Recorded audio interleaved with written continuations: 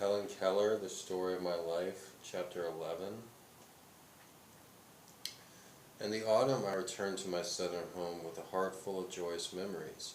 As I recall that visit north, I am filled with wonder at the richness and variety of the experiences that cluster about it. It seems to have been the beginning of everything. The treasures of new, beautiful world were laid at my feet, and I took in pleasure and information at every turn. I lived myself into all things. I was never still a moment. My life was as full of motion as those little insects that crowd a whole existence into one brief day. I met many people who talked with me by spelling into my hand, and thought and joyous sympathy leaped up to meet thought, and behold, a miracle had been wrought. The barren places between my mind and the minds of others blossomed like the rose.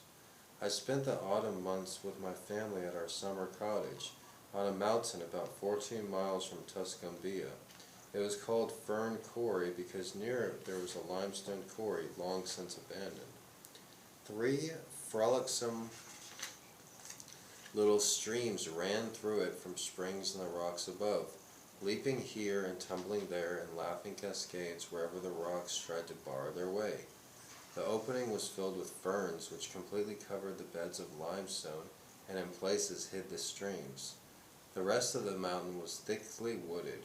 Here were great oaks and splendid evergreens with trunks like mossy pillars, from the branches of which hung garlands of ivy and mistletoe and persimmon trees, the odor of which pervaded every nook and corner of the wood, an elusive, fragrant something that made the heart glad. In places wild muscane and scuppering vines stretched from tree to tree, making arbors which were always full of butterflies and buzzing insects. It was delightful to lose ourselves in the green hollows of that tangled wood in the late afternoon, and to smell the cool, delicious odors that came up from the earth at the close of day. Our cottage was a sort of rough camp, beautifully situated on the top of a mountain among oaks and pines. The small rooms were arranged on each side of a long open hall. Round the house was a wide piazza where the mountain's winds blew, sweet with all the wood scents. We lived on the piazza most of the time. There we worked, ate and played. At the back door there was a great butternut tree, round with the steps that had been built, and in front of the trees stood so close that I could touch them and feel the wind shake their branches, or the leaves twirl downward in the autumn blast. Many visitors came to Fern Quarry. In the evening by the campfire the men played cards and whiled around the hours to talk and sport. They told stories of their wonderful feats with fowl, fish, and quadruped, how many wild ducks and turkeys they had shot, what savage trout they had caught, and how they had bagged the craftiest foxes, outwitted the most clever possums, and overtaken the fleetest deer, until I thought that the surly lion, the tiger, and the bear, and the rest of the wild tribe would not be able to stand before these wild hunters.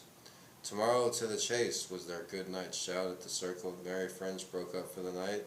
The men slept in the hall outside our door, and I could feel the deep breathing of the dogs and the hunters as they lay on their improvised beds. At dawn I was awakened by the smell of coffee, the rattling of guns, and the heavy footsteps of the men as they strode about, promising themselves the greatest luck of the season. I could also feel the stamping of the horses, which they had ridden out from town and hitched under the trees, where they stood all night, neighing loudly, impatient to be off. At last the men mounted, and as they say in old songs, away went the steeds with bridles ringing and whips cracking and hounds racing ahead, and went away the champion hunters with hark and whoop and wild halloo. Later in the morning we made preparations for a barbecue. A fire was kindled at the bottom of a deep hole in the ground. Big sticks were laid crosswise at the top, and meat was hung from them and turned on spits. Around the fire squatted negroes, driving away the flies with long branches. The savory odor of the meat made me hungry long before the tables were set. When the bustle and excitement of preparation was at its height, the hunting party made its appearance, struggling in by twos and threes, the men hot and weary, the horses covered with foam, and the jaded hounds panting and dejected, and not a single kill. Every man declared that he had seen at least one deer, and that the animal had come very close, but however hotly the dogs might pursue the game, however well the guns might be aimed, at the snap of the trigger there was not a deer in sight. They had been as fortunate as the little boy who said he came very near seeing a rabbit, He saw his tracks. The party soon forgot its disappointment, however, and we sat down, not to venison, but to its hammer feast of veal and roast pig. One summer I had my pony at Ferncory. I called him Black Beauty, as I had just read the book, and he resembled the namesake in every way, from his glossy black coat to the white star on his forehead. I spent many of my happiest hours on his back. Occasionally, when it was quite safe, my teacher would let go the leading rein, and the pony sauntered on or stomped on its sweet will to eat grass or nibble the leaves of the trees that grew beside the narrow trail. On mornings when I did not care for the ride, my teacher and I would start after breakfast for a ramble in the woods, and allow ourselves to get lost amid the trees and vines with no road to follow except the paths made by cows and horses. Frequently we came upon impassable thickets which forced us to take a roundabout way. We always returned to the cottage with armfuls of laurel, goldenrod, ferns, and gorgeous swamp flowers, such that only grow in the south. Sometimes I would go with Mildred and my little cousins to gather persimmons. I did not eat them, but I loved their fragrance and enjoyed hunting for them in the leaves and grass.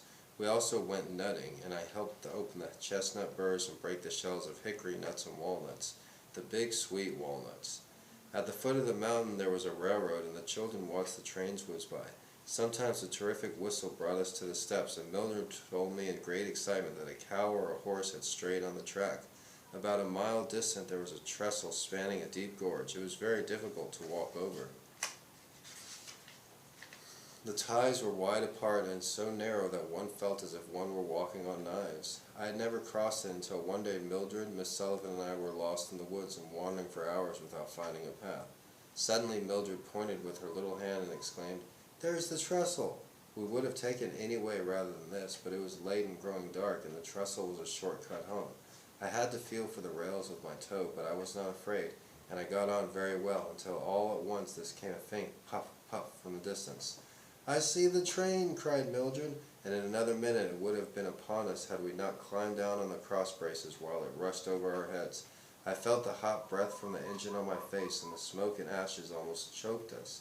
As the train rumbled by, the trestle shook and swayed until I thought we should be dashed to the chasm below. With the utmost difficulty we regained the track. Long after dark we reached home and found the cottage empty. The family were all hunting for us. It's an exciting way to end the chapter. If you've ever been on a railroad track and walking on a bridge, a trestle as they call it in the book, and a train coming, it's a scary thing to do, climbing under the track and staying under the track when the train's zooming by. I remember how scary it was when that happened to me, and think how scary it was when it happened to Helen Keller when she's blind and deaf. So that was a really interesting chapter. The reason this book is so well known, Helen Keller, The Story of My Life, is because it's a really great book. It's one of the best autobiographies written by somebody, by anybody in general, but this one is also written by somebody that's blind and deaf. So that was chapter 11 of Helen Keller, The Story of My Life.